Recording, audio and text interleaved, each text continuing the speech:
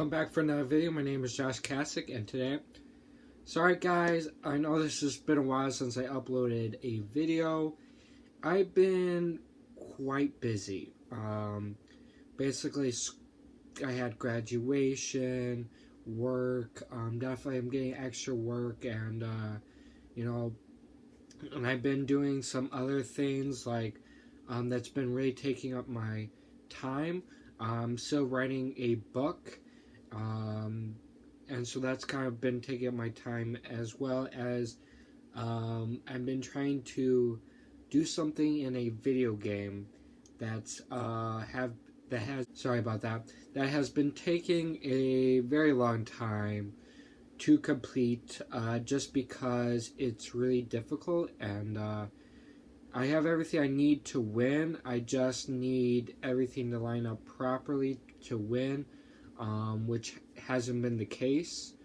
I have beat this thing before a long time ago, but I'm trying to attempt it again, and hopefully I'll eventually win. I really need to beat it, but we'll see.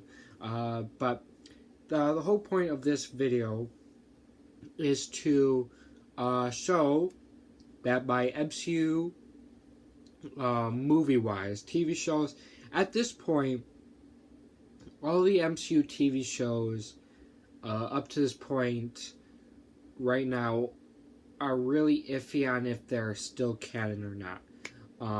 Because, well, originally they are connected, but those shows give reference to the movies, but the movies don't really give references to the TV shows. And then Kevin Feige took over Marvel TV and became the leader of everything Marvel, and well, just kind of stopped Marvel TV and just combined it with Marvel Studios. And basically the person who was leading Marvel TV quit because of that. So I'm pretty sure, well, I'm not pretty sure, there's no actual evidence, but it kind of feels, based on how Kevin Feige is, he canceled all those TVs. Well, besides the Netflix already canceled at that time, Shield and all that stuff, even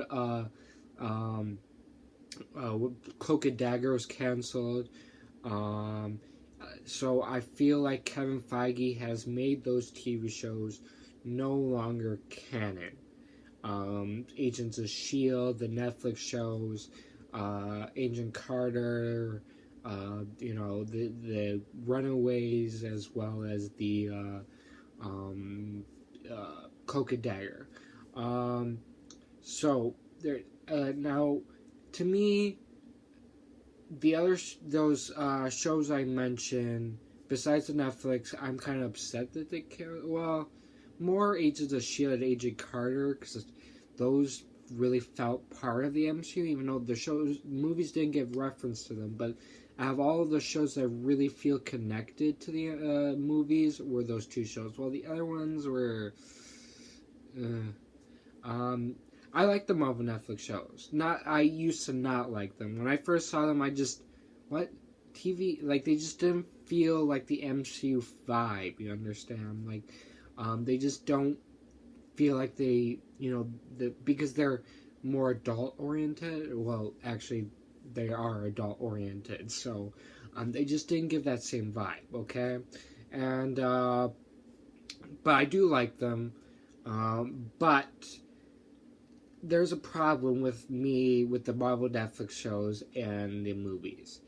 The fact that they had an actress in Luke Cage play a totally different character in Captain America Civil War. Unless they're like twins lost at birth, that cannot be possible. Especially in a movie, especially in a world that the movies are supposed to be.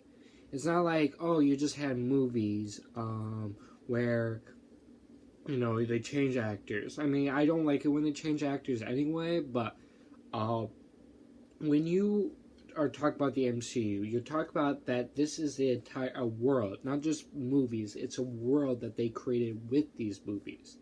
And if you're talking about a world, characters cannot, two different people cannot look the same. They cannot. Even like, I'm okay if they get away with ancestry where a person look like their elder ancestor. I'm okay with that. I'm not too happy if they do that, but I'm okay with that. But if they're during the same time and they look the same exact, I have a problem with that. And it kind of puts me out of the world building if they have two people that look the same. So I really don't want the Netflix shows to be canon anymore because of that fact. And Blade, for instance, the actor who's playing Blade is another actor who played in Luke Cage. His character is dead, but the fact that it's kind of the same timeline. I mean, yeah, he died before the other guy. You could say it's a reborn thing or whatever. I mean, we don't even know how the storyline is Blade's going to go, okay? But the fact that they're doing that, it just puts me out. Even if Blade looks totally different than Cottonmouth and Luke Cage, you can't really make someone so different that their face doesn't look like another person's face. I mean, if if it wasn't Blade, if he was playing some alien thing where he's gonna get up, then I'll be fine with that. Like, for instance, they switch actors between Captain America for Red Skull and then in Infinity War and Avengers. You can't even tell that. And even the voices, to me, really sound the same, almost. And if they changed a little bit, you could just say the other guy, he's lived this long, kind of tattered ghost thing. You could really say his voice changed. It's possible, okay? It makes sense, and you can't tell. But you could tell Blade versus Cottonmouth that they look exactly the same. Even if the hair and all that, their face is literally the same, and that would cause problems for me. I know you're kind of weird, but it's a world building. You don't see people like my exact face. No, you don't see people just like your faces or whatever, right? Because that's not how the world works. Or it's your twins. But even twins have some differences, but sometimes one person's taller than the other, but more or less they're the same. But if you're not a twin, that's not how. Unless you're a twin, your face and everything there cannot be another person that shares your face like that. Okay, but I'm kind of going off the tangent. Like I said, this is the movie collection. I have the entire MCU movie collection. It is complete, and without further ado, let me go and show it to you. Alright, here we are. I'm sorry, the top here and the bottom is going to be a little cut off, but that's how it's going to work. So first here is Captain America, the 3-movie collection. It was the cheapest way to get it right now, like this. Basically you have the Captain America, the First Avenger, the Winter Soldier, and Civil War. Obviously, the reason why I put the box set at the top is because the first Captain America actually takes place during World War II. So that's why that's at the top. Next is Captain Marvel, which takes place in the 90s. Now, if you don't know the connection with Captain Marvel and Captain America, basically, at the end of Captain America, the First Avenger, we had Stark pick up the Tesseract from the ocean when it fell through the ship. Now, you're wondering, when it appeared in Captain Marvel, it left kind of people confused of how the Tesseract got where it was in Captain Marvel, but I did a theory video on why that makes sense. It's really simple. Stark probably gave it to Shield, and now you're probably wondering, which you guys probably already know, you're wondering how the place that the Tesseract was at got it from Shield. Well, the whole point was that Nick Fury was able to get in there because he was Shield. So that place is actually part of Shield. But the problem is that Nick Fury was not the head of Shield. They had no idea what it is, and he went in and he said something. They felt that it was really suspicious, and so they try to lock him up. But since it is part of Shield, or a smaller agency that's connected to Shield, it most likely Shield gave it to that place to study, and that's kind of where it left off. That is kind of my theory for that. Next is the first Iron Man, which was the first MCU movie, which actually came out before Disney bought Marvel. A little fun fact right there. Next is Iron Man 2. Now, they switched actors for Rhodey because originally Robert Downey Jr. just came from being stopped being a drug addict in prison and all that stuff. And so they were worried about casting him for Iron Man, so they didn't pay him as much as the actor who played Rhodey, who actually was doing well and successful, and he's the actor that they would pay more money.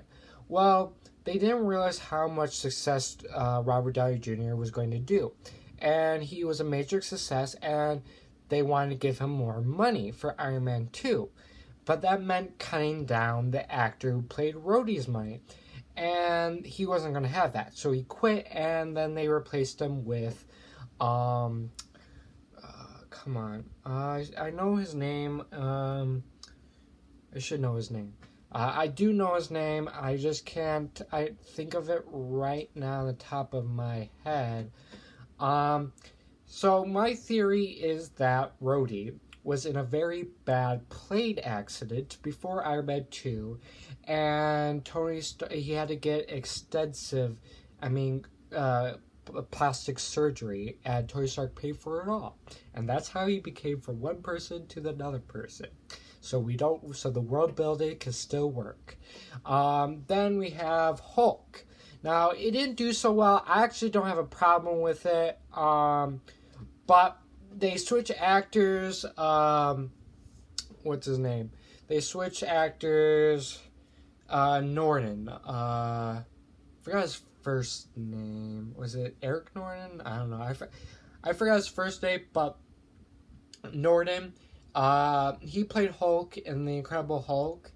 And it didn't do so well, and they were having problems with Norton, and so they replaced his character in Avengers with Mark Ruffalo, which I do prefer Mark Ruffalo. He is funny and just better. But for world building purposes, how that works is that basically Bruce Banner created a technology to transform himself and to look differently, a permanent change.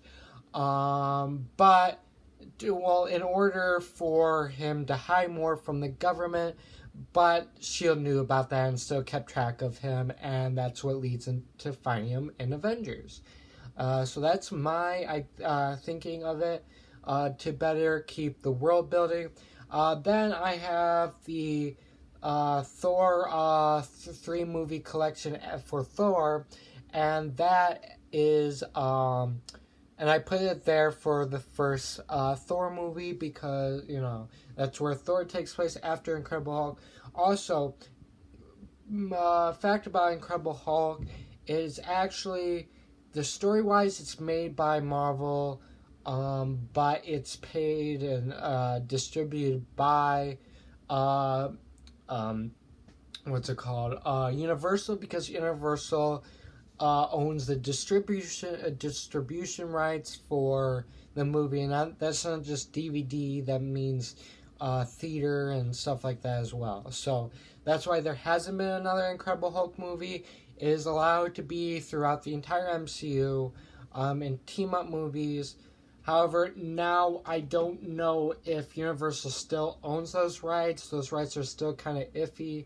They are making a She-Hulk TV show, and technically She-Hulk is part of the Hulk rights, which Universal still own the distributing rights. But Marvel owns the right to half-an-hour live-action TV shows of all its characters, so technically it does have a right to make a She-Hulk TV show that even Hulk can appear in. Now, other than that, they can't make it a movie. They could. I'm not sure if they can make a movie or not. That's still up to debate. There is no current information on that, so I can't say it. But for Thor, that's where Thor is. Next is the Avengers. Definitely my favorite. Well, was my favorite of the Marvel movies. I still don't know if it's my favorite or not. I do like Endgame, but I still think I'm going to go for the Avengers as my favorite MCU movie. So, yeah. Next is Iron Man 3. Sorry, it's kind of a Blu-ray. It's kind of small in there. It's a Blu-ray plus DVD. And that's where that takes place. Then what would be next is Thor the Dark World. And then, now, I did not know this. They did replace the actor who plays one of the Warriors 3, Fendrel, I think it is, yeah. The actor who played Fendrel in Thor is Josh Dallas, and if you don't know who he is currently playing, forgot his name, but he's playing the father in the show called Manifest, which I've been watching with my parents. It's really good. You should check that out. Other than that, but yeah, they replaced his actor with Levi.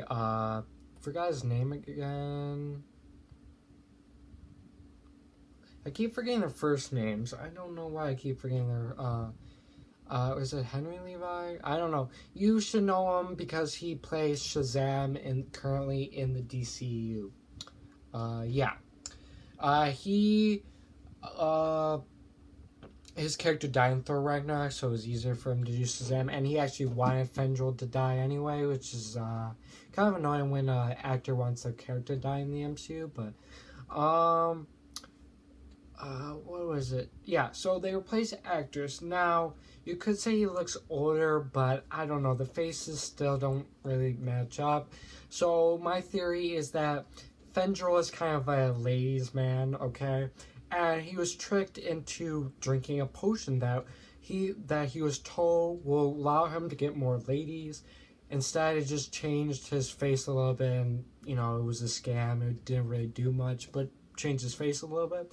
And so that's my theory, or not really theory. It's my way of trying to keep the world building without having any problems. Next would be Captain America: The Winter Soldier. And after Captain America: The Winter Soldier is the Guardian movies, volumes 1 and 2. And then it will be Avengers: Age of Ultron. Don't understand why people don't really like that one. I actually like it. It is what it is.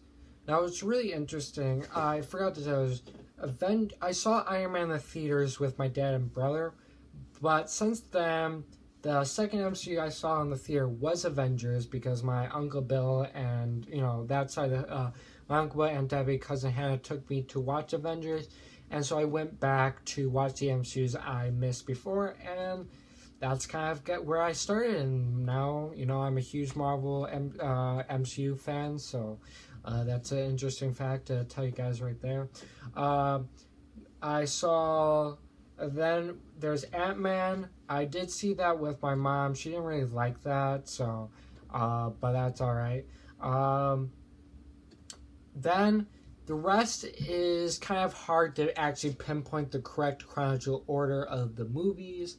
But don't listen to the Marvel chronological order of the movies that came out, because yeah, it kind of made more errors than need be. So you should start with Doctor Strange, and the reason for that is because what's his name? Strange, Victor Strange, I think. Yeah, I think that's his first name. He put a watch on in the beginning of the movie that says February 2nd, 2016. And at the end of Captain America Civil War, Iron Man got a package from Captain America, and it was April 10th, 2016. So that's why it's most likely that Doctor Strange starts before Captain America Civil War. But if you really want to stay with chronological order, watch the beginning of Doctor Strange, stop it, watch Captain America Civil War, because the Doctor Strange actually spans the entire year, so it actually ends up probably after Spider-Man. Now, Black Panther and Spider-Man, you can really watch it either way. They take place after Captain America Civil War, obviously, because that was the introduction to Black Panther and Spider-Man. Now don't listen to the book more so here, is because Black Panther, that book said Black Panther takes a year after Captain America Civil War, which really does not make any sense whatsoever. Because in the movie it kind of also states that it's kind of a week or so after Captain America Civil War. Based on how the Black Panther kind of starts, I think it's better to watch it before Spider-Man. But either way, they're interchangeable. You can watch Spider-Man, which my Spider-Man's here. This is how I'm going to set up. Now, next will be Ant-Man the Wasp. Now, what I would do is when you reach the credits, stop it, watch Infinity War, then go back to Ant-Man credits, watch the post-credit scene. Because the post-credit scene is where Hank Pym, Jan Van Dyne, and Hope Van Dyne get snapped. And obviously you won't, obviously you already watched the movies, but if you want to watch them in order, it really doesn't make sense to watch that first before Infinity War, because Infinity War is the snap. So that just makes more sense to do that. Then watch watch that post-credit scene, so Infinity War, then post-credit scene from Ant-Man the Wasp, and then watch Avengers Endgame. And then you have at the bottom here, it's a little cut off, sorry, is Spider-Man Far From Home. That's all 23 films.